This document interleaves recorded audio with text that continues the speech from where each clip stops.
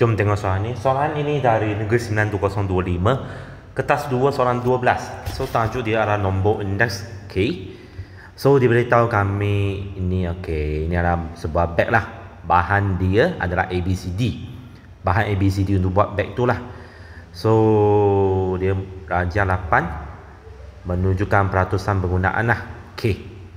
So ini indeks harga 2022 asas 2019. Ini perubahan indeks harga 2022 ke 2025. Okey, soalan A tu dia cakap harga bahan D pada 2022 adalah RM35.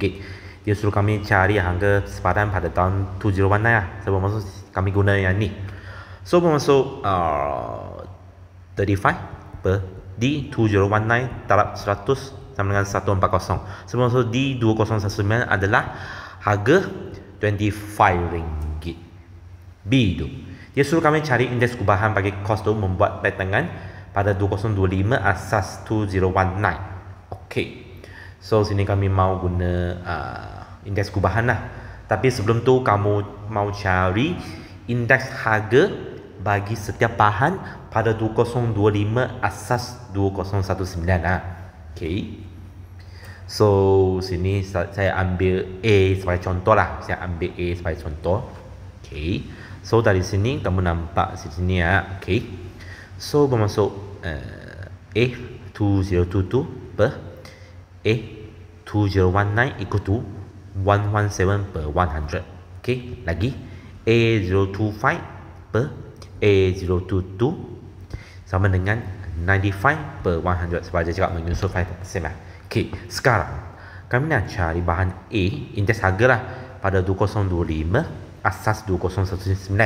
So sama dengan A2025 kami guna betul rantai per ini.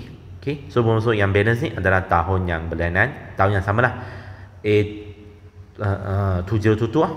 Tapi jangan lupa sini mau darab 100. Okey, so bermaksud sini adalah 95 per 100 darab 117 per 100 darab 100. So sama dengan 1.15. Okay. So untuk yang BCD masing-masing sama juga.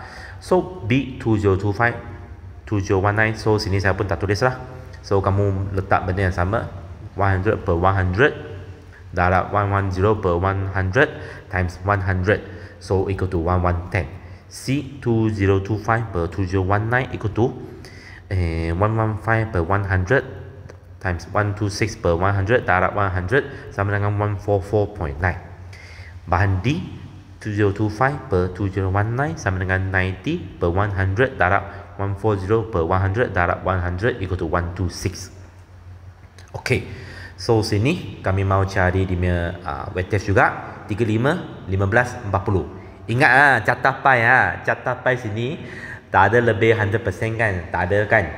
Tak mau jangan you keluar catapai yang lebih 100% lah. Nanti orang lain gelak lah. Okay, so bermaksud bahan D ni berapa persen di sini? So kami guna 100 tolak 35 tolak 15 tolak 40. So this one will get is 10%, right? Okay, so sini kamu nak kecilkan, tak nak kecilkan pun tak apalah. So di sini saya kasih kecilkan. Saya ikut urutan ABC dia lah. 35, 15, 40 and 10. So when kami kecilkan 7, 3, 8, 2. So sekarang kami nak cari indeks kubahan 2025 per 2019 equal to 111.157 plus 1103 plus 144.98 plus 1262 per 7 plus 3 plus 8 plus 2. So sama dengan 125. Okey, disebabkan dia boleh bahagi habis lah. Sebab kalau dia boleh bahagi habis, saya ambil semuanya. Okey, kalau dia tak dapat bahagi habis, saya tak ambil semua.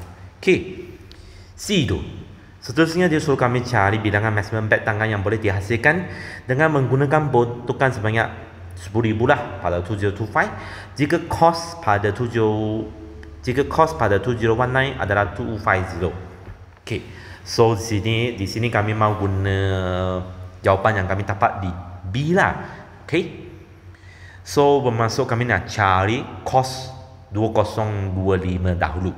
Okay, so bermaksud kos 025 Ini ialah indeks perubahan 2025 per 2019 mah. So bermaksud sini bagi cos 2019 250 dalam 100 sama dengan 125.9625. So sini kamu akan dapat approximate cos 2025 sama dengan sini kamu ambil, sebab ini harga kan, ambil 2 desimal saja. Okay, so sekarang kamu nak cari bilangan maksimum. Okay, so max kamu kan sama dengan, so sekarang peruntukan 10,000 kamu bahagikan 314.91. So sini kamu akan dapat nombor, bukan integer kan. So sini kamu ambil ombak, so bermaksud maksimum dia akan menghampiri 1. So bermaksud maksimum 31 bat.